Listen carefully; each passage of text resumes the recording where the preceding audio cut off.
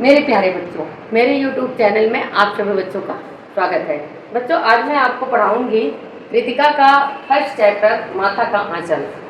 जैसा कि ये 10th के एक सहायक पुस्तक चलती है, क्षितिज में गद्य और काव्य होता है। ये सहायक पुस्तक है और एक व्याकरण का पार्ट होता है, व्याकरण की कोई रेफरेंस बुक लगती है। तो कृतिका का ये पहला चैप्टर है माता का आंचल।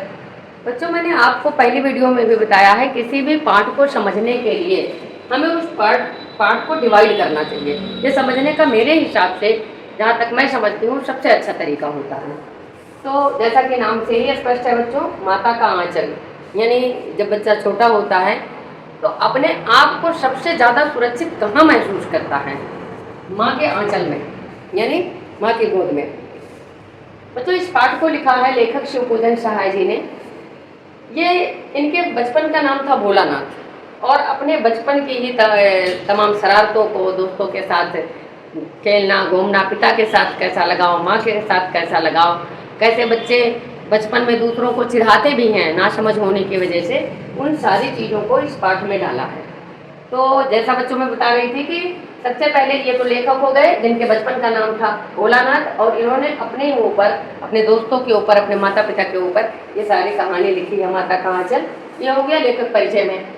अब भोलानाथ अर्थात शिवपूजन सहाय जी का, भोलानाथ कोई और नहीं थे, लेखक ही थे। तो इनका पिता के साथ कैसा लगाव था? पार्ट को मैंने 4 पार्ट में डिवाइड किया है, पूरे पार्ट को 4 पार्ट में डिवाइड किया है। पिता के साथ भोलानाथ का कैसा जुड़ाव था? तो बच्चों, पिता भोलानाथ को बहुत प्यार करते थे। जब वो पूजा पे बैठते सुबह, तो भोलानाथ को भी नहला धुलाकर पूजा पे अपने साथ बिठा लेते थे, बहुत लगाते थे, और राम राम लिखते थे एक कागज़ पर, फिर आटे की गोलियों में उसको लपेट करके गंगा में ले जाते और मछलियों को खिलाते थे। तब वे भोलानाथ को भी अपने साथ लेकर के जाते थे, अपने कंधे पर बिठा करके।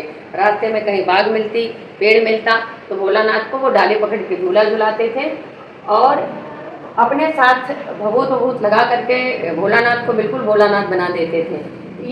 ये पिता के साथ उनका जुड़ाव था कि भोलानाथ को पिता कितना प्यार करते थे। और फिर दूसरे पार्ट में आता है माँ का भोलानाथ से लगाव। भोलानाथ अपनी माँ से बहुत प्रेम करते थे। भोलानाथ की मैया भी भोलानाथ से बहुत प्रेम करती थी।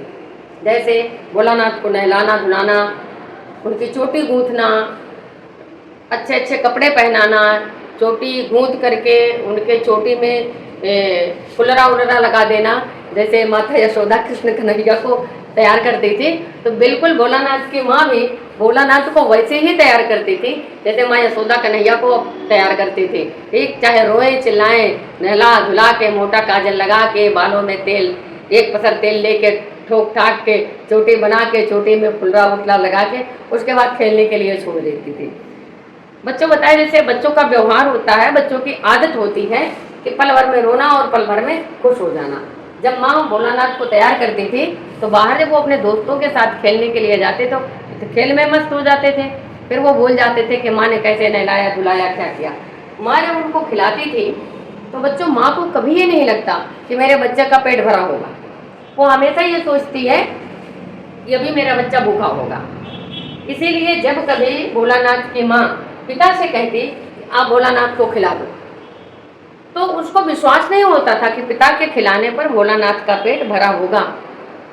क्यों? क्योंकि माँ जब अपने हाथों से बच्चे को खिलाती है तभी वो संतुष्ट होती है कि मेरे बच्चे का पेट पूरी तरह से भरा होगा।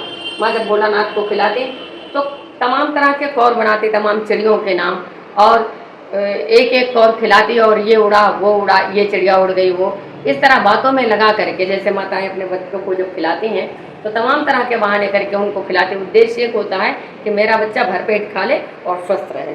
तो उस तरह से भोलानाथ की माँ भी करती थी। तीसरे पार्ट में बच्चों आता है बच्चों का खेल व पिताजी का उसमें शामिल होना। भोलानाथ अपने साथियों के साथ नाना प्रकार के खेल खेला करते थे। घर के बाहर एक चबूतरा था, और वो चबूतरा ही भोलानाथ के साथियों के खेलने का अड्डा हुआ करता था बच्चों। तो भोलानाथ अपने साथियों के साथ उस चबूतरे पर खेलते और नाना प्रकार के खेल खेलते, जैसे खेत जोतना, फसल लगाना, मिठाई की दुकान लगाना, बारात निकालना, और कोई भी सामान बाहर से नहीं खरीदना पड़ता था, कुछ भी नहीं लेना पड़ता था। जैसे टूटे फूटे मिट्टी के बर्तन इससे तमाम तरह की बतासे, जलेबियाँ, ये सब मिठाइयाँ बना ली, गीली मिट्टी की जलेबियाँ बना ली, एक पत्तल और दोना पत्ते तोड़ लिए, सब कुछ उस ग्रामीण परिवेश से ही बच्चे लेते थे। बारात निकालना हुआ तो कनस्तर का तंबूरा बना लिए, उसको बजाते हुए बारात निकाल रहे हैं। बारात एक चबूतरे के एक छोर से बारात उठती और दूसरे छोर तक जाती। और बच्चों के इन खेल में पिताजी भी शामिल हो जाते।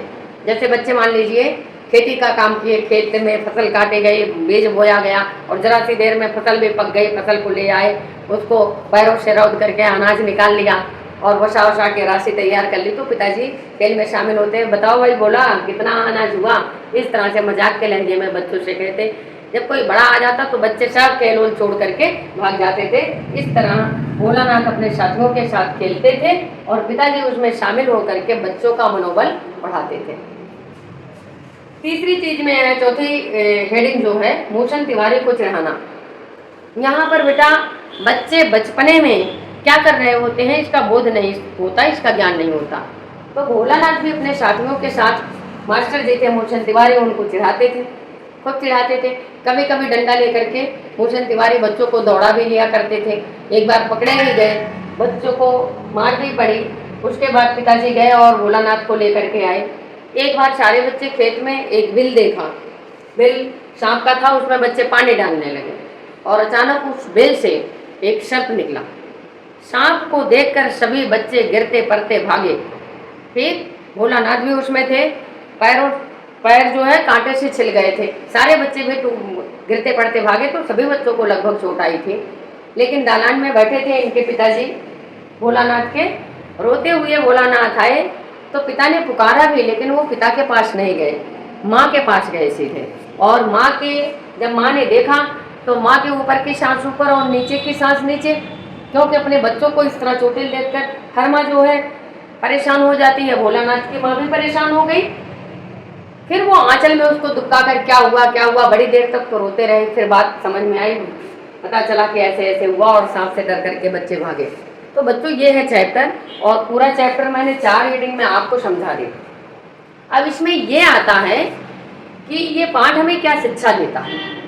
बच्चों इसमें पिता का जो किरदार है, भोलानाथ जी के पिता का काम होता है बच्चे को स्वावलंबी बनाना, मजबूत बनाना, जो भोलानाथ के पिताजी भोलानाथ के साथ करते थे। जैसे भोलानाथ से कुश्ती लड़ना, खेल खेल में भोलानाथ से हार जाना। जब बच्चे खेलते थे तो पिताजी उसमें भी शामिल होकर के बच्चों के मनोबल को बढ़ाते थे। एक गार्जियन का धर्म भी है कि वो अपने बच्चे की हर बात को सुने और बच्चे के मनोभाव को और बढ़ाए, उसके मनोबल को और बढ़ाए, उसे उत्साहित करे, हतोत्साहित ना करे। तो पिताजी ये चीज़ करते थे। माँ स्नेह की समुद्र होती ही है, तो माँ हमेशा भोलानाथ से स्नेह ही करती थी, प्रेम ही करती थी। बच्चों का इसमें एक निगेटिव चीज़ आई है कि कभी भी किसी को चिढ़ाना नहीं चाहिए और जीवों पर दया करनी चाहिए। जैसे बच्चे भोलानाथ अपने दोस्तों के साथ खेत में जाते और दाना चुग रहे कबूतरों को उड़ा देते और उनको पकड़ने की कोशिश करते, तो बच्चों को ये चीज़ नहीं करनी चाहिए। जीवों पर दया रखनी चाहिए और अपने से बड़ों का सम्मान करना चाहिए। पाठ हमें यही सीख देता है, माता का आंचल पाठ। तो इस तरह से बच्चे एक बार पूरे चैप्टर को पढ़ें, पार्ट को डिवाइड कर दें 3-4 भागों में, और उसके बाद हर एक बस यही 4 हेडिंग आपको याद करनी है।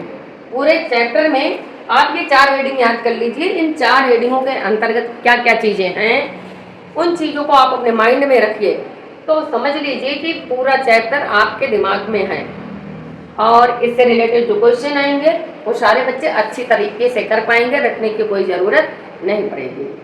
अब एक चीज़ इसमें बच्चों मैं और बताऊंगी आपको कि माँ क्या होती है। आजकल मैंने देखा है कि बच्चे माता पिता का कहना नहीं मानते। तो बच्चों मैं एक सीख देना चाहूँगी कि माता पिता और गुरु 3 ईश्वर तुल्य किस लिए माने गए हैं, क्योंकि ये स्वप्न में भी आपके अहित के बारे में नहीं सोचते। अगर आपका कोई सबसे बड़ा हित ऐसी है तो आपके माता पिता और गुरु, और माँ तो प्रथम गुरु होती है। तो जो बच्चे अपने माँ बाप को प्यार नहीं करते या उनका कहना नहीं मानते, उन सारे बच्चों से मेरी प्रार्थना है कि अपने माता पिता का कहना माने उनकी हर चीज़ को माने। माँ की झिड़की में भी प्यार छुपा होता है, वो कुछ भी बोलती है उसके पीछे के उद्देश्य को देखें कि माँ ऐसा क्यों कह रही है या टीचर ऐसा क्यों कह रहा है। अगर पीछे के उद्देश्य को देखेंगे मेरे बच्चे, तो उनको ये रियलाइज होगा कि इनके कटु वचन के पीछे भी मेरे ही हित की कामना छिपी हुई है। अगर ये कड़वा बोल रहे हैं या हमको पनिशमेंट दे रहे हैं या किसी कारणवश हमको मार दिए, तो इसके पीछे भी मेरे ही कल्याण की भावना छिपी हुई है। इस बात को याद करके बच्चे अननेसेसरी इन चीज़ों को ना लें और अपने माता पिता का कहना माने। फॉर एग्जाम्पल मैं बता दूं कि जैसे बेटा एक माँ होती है, माँ दूध पीने के लिए नाना प्रकार के जतन करती है, बच्चों को पिलाती है, बच्चा रूठ जाता है, नहीं पीता। अक्सर बच्चे दूध पीने में आनाकानी करते हैं, माँ डांटती है, चिल्लाती है उनके ऊपर और कहती है कि ठीक है ना पी जा, मर जा, ये हो जा वो हो जा। लेकिन ये चीज़ उसकी केवल वाणी तक सीमित रहती है।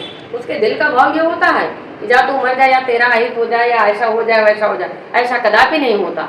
लेकिन बच्चे अक्सर क्या करते हैं, वाणी की बात को सुन करके, मुंह की बात को सुन करके और उसको सत्य मान लेते हैं। तो बच्चों, माँ के दिल के भावों को समझने की कोशिश करो। अगर आपके चैप्टर पढ़ रहे हैं, आपके कोर्स में है, तो आप सभी बच्चों का ये धर्म है कि कम से कम अपने माता पिता और गुरु के भाव को देखो, ना कि उनकी ऊपरी क्रिया को देखो कि वो हमारे साथ क्या कर रहे हैं क्या नहीं कर रहे हैं।